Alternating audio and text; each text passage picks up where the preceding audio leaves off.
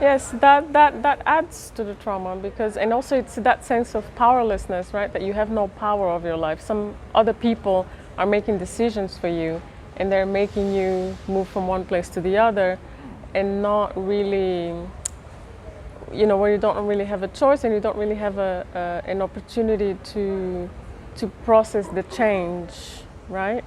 And you're already carrying the original trauma of the war that got you, that made you into a refugee in the first place, right? Right.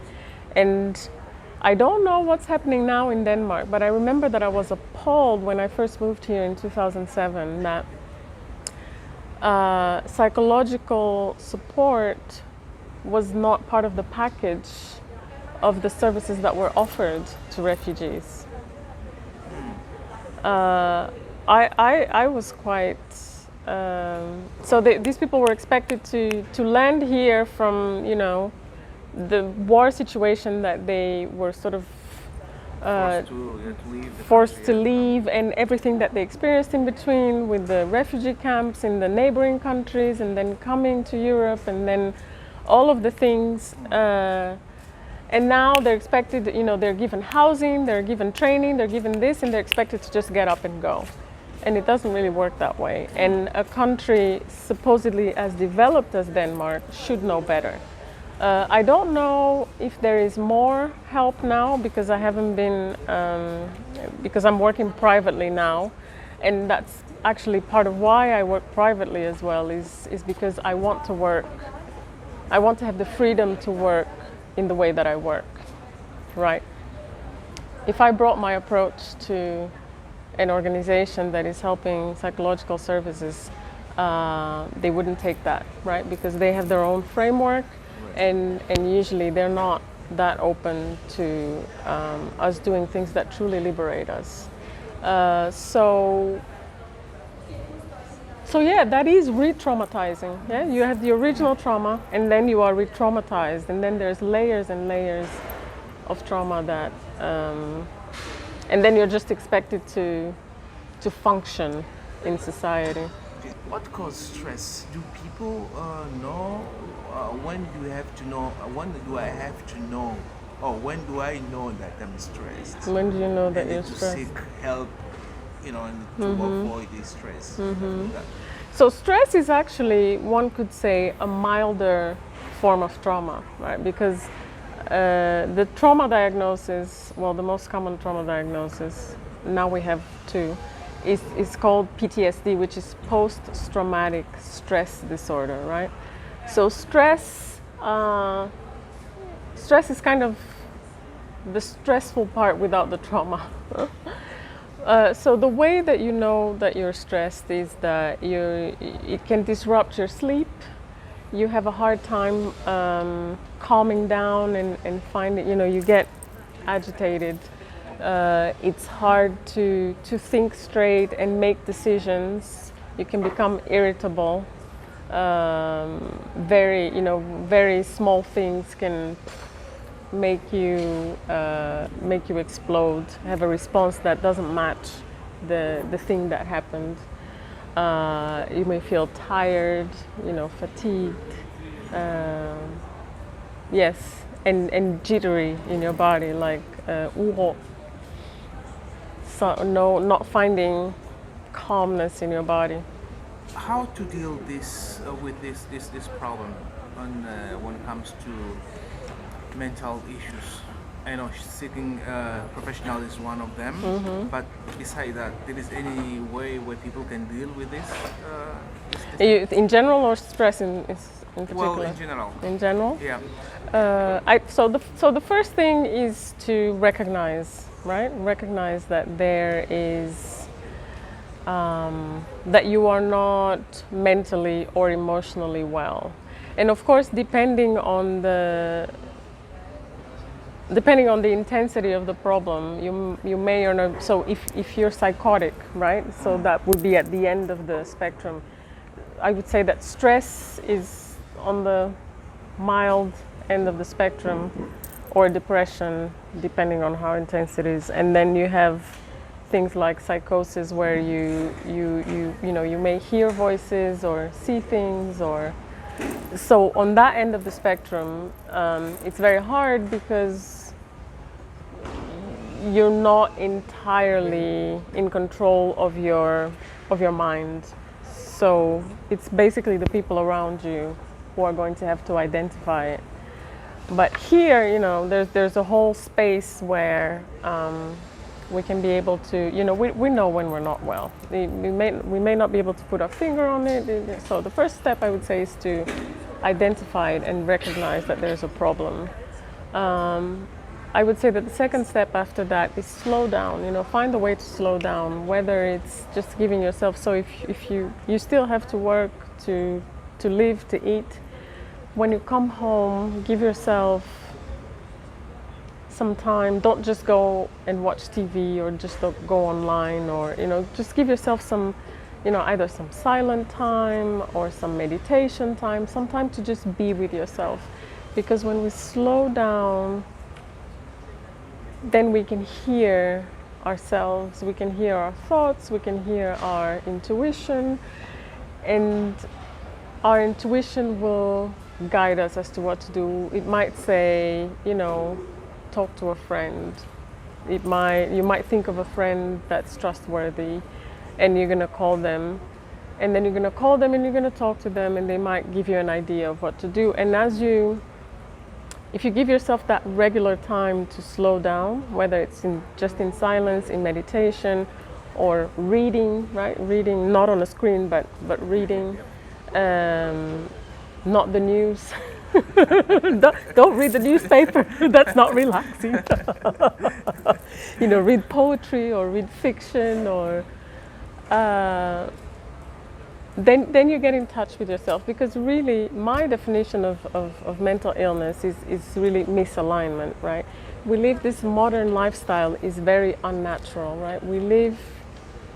We don't live in accordance with our nature. We don't live in accordance with nature around us. So we do this, right? So if this is our center, right, we go here or here. It's more spiritual. Yes, and so it feels off. So this is also, that's one way to read mental illness symptoms, right? Is that it's our body telling us, whoop, you're going far here, you need to come back. And silence will realign us. And when we do this, then we'll be able to follow our inner guidance, whether that takes us to therapy, or it takes us to meditation, or it takes us to, I don't know, the grave of, you know, your father with whom you were really angry and you never got to sort things out with them and maybe have a conversation with them.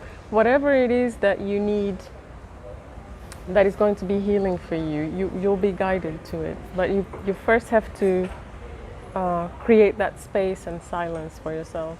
I see many people of color, blacks to be more specific, that are acting like angry towards each other, one another. That leads or creates, or we'll say that people are kind of mentally distressed, or why cause this kind of anger that the people always are? Well, I want to start by saying that anger is an acceptable feeling like any other. I think that we have a right to be angry. I think that as a people, as a race, sort of collectively, we have a right to be angry. And then when we are angry, when we have anger and we can't, there's no resolution to the problems that are making us angry, whoever is around us, that's who's gonna get that's who's gonna get our anger, because they're right here, they're accessible, and I'm gonna get my anger out on them. Also, because the people around us can be very safe targets for our anger, right? Subconsciously, we kind of know that if we are angry at each other, we're not necessarily going to get into much trouble for it. But if we go and express our anger to the people and structures that are actually making us angry, the consequences might be more dire. So I always like to talk of solutions as well. So for me, part of the process for us individually and collectively is to transform that anger into something else. So not suppress it, right? Not because I find also that a lot of Black people go around suppressing their anger because, you know, for women they don't want to be called the angry Black woman. For men, they don't want to be viewed as threatening, you know, especially in this society. It doesn't take a lot for a Black man to be perceived as threatening. Sometimes just standing can be threatening. So a lot of us swallow our anger. So we shouldn't do that. Well, shouldn't. There is no shoulds. So that's not beneficial to us, right? Because then it comes out random in different and bigger ways than if we had attended to the anger. So the other alternative is to lash out. That's also not beneficial because then first of all you didn't do anything with your anger, you just got some relief in the moment, and then it creates relational problems. It makes, for example, you're talking specifically about the anger. I'm going to call it black on black anger. It continues, it perpetuates the divisions between us. So the work, I think, is to process that anger by acknowledging that the anger is there, acknowledging that you have reasons to be angry and you have a right to be angry. Try to identify the things that are at the source of your anger, and then transform that anger into something else. And the best way to transform anger into something else is to action. To think about what can I do about this thing that is at the source of my anger. Audre Lorde wrote an essay called "The Transformation of Anger into Action." I think it is. That's a good essay to read, for example. So that's a good recommendation. Right. We identify the problems that are really at the source of our anger, and then we try to find constructive action at whatever level we can to change that. And that's really using our power, right? Just lashing out is not empowering. To transform the anger into action is to use our innate power. Which type of treatment that you use to solve the problem of the people with these mental issues? I just talk to people. I just listen to them, really.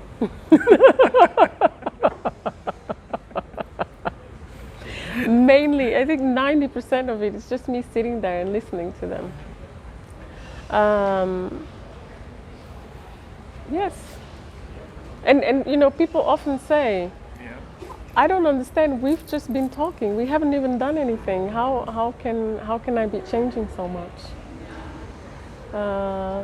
And I think that also says something about, of course, therapists are highly trained in ways to listen, in different levels to listen, of listening, and everybody can't do that.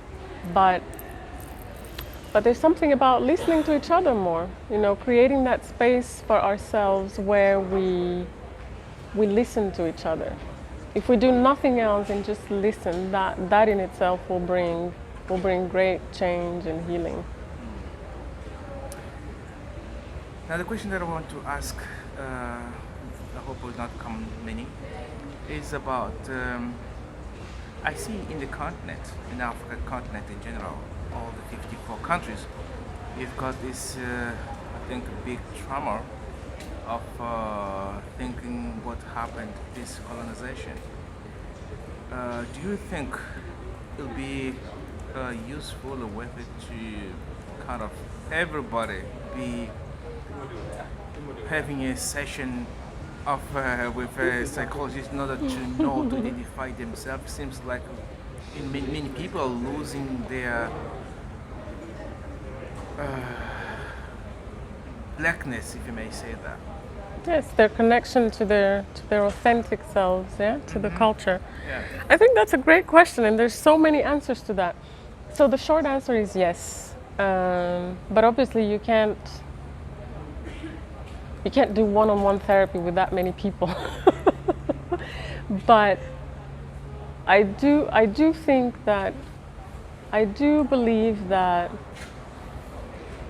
the answer, a big part of the answer to Africa's development, for lack of a better word, and I'm using development as in moving forward. The biggest part of the answer in Africa's moving forward, I'm going to say it that way, is healing. I have no doubts about that. And I think that it would be very useful for us to collectively sit down and think about how we could do that.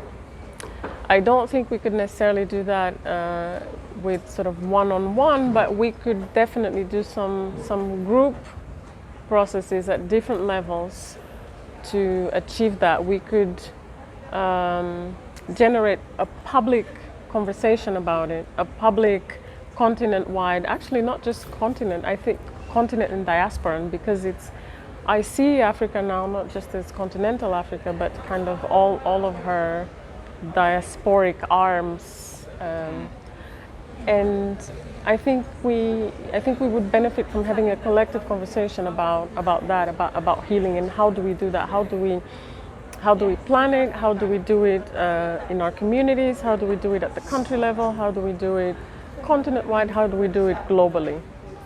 And there are things that can be done, you know. And I think the first thing is recognizing that, and the second thing is beginning that conversation. And I think we're getting there, actually. I think we're getting there. But you're right, because colonization was exactly that, right? The way that colonization was achieved, and the way that we were neutralized in order to be dominated, was to separate us from who we are, right? From our culture, from our spiritual traditions and practices, from anything that was African. You know, in the case, you know, you and I are both Angolans. From language was a big thing in the way that the Portuguese colonized. They really tried to. They didn't kill it, but they caused great separation in the language thing. So, you know, even in our thinking, you know, we are thinking in someone else, in the language of those who dominate us. There are limitations to how much we can think outside of that prison. Right. So yeah, we need to do that. That's the last question, probably. I hope so. Where they can find you? So I can be found on Instagram. That's the easiest because it's easy to remember. On Instagram, my Instagram handle is Black Woman Therapist. I can be found on Facebook by searching Yema Ferreira, and I have a Facebook page, or on my website yemaferreira.com. It's not expensive, right? So people do Well, have a session with you. Well, that's relative, right? It's expensive if you don't have the money, and it's not if you do. Well, it's not expensive. No, so compared to, if I look at my other colleagues in the market, no, I'm definitely one of the cheapest. So I try to find a rate that can give me a living and not completely exclude people from accessing therapy. But I'm also very aware that even so, there are a lot of people who would like to do therapy with me but are not able to financially. So I'm thinking of ways and talking to other people in the community about ways to solve the problem of people not being able to access therapy because they don't have the money. So hopefully in within the next year, or within the next year, I'll come up with a solution for that. Thank you very much for your time. Thank you for having me. Appreciate it.